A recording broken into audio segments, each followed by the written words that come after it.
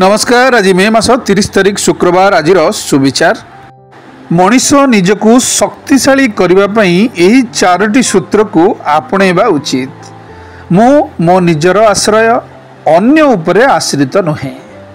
मु मोर निजर शक्ति भांगी पारे गढ़ी भी पारे।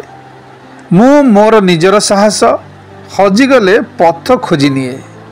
मु मो निजर आनंद निजको भल पाए निस्वार्थे।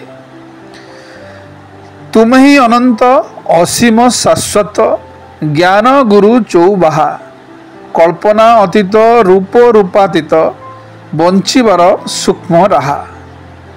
जोठी दया थाए सेठी क्षमा, जोठी लोभ थाए सेठी पाप थाए, जोठी क्रोध थाए सेठी सर्वनाश ही होइथाए। तेणु दया क्षमा को धरी रख, लोभ और क्रोध को पाखरु दूरेई देबा उचित। सबु आघातर प्रतिशोध नेब नाही, कारण भगवान बोली किछि अदृश्य शक्ति अछि। तांको उपरे भरोसा करी छाड़ी दियंतु, से हिसाब ठीक नेबे। रिलेशनशिप भांगिबा नाही यह ठीक, किंतु जोठी निजर भ्यालु नाही से रिलेशन न रहिबा ही भल। शुभ सकाळ, दिनटी आपणकर मंगलमय हेउ।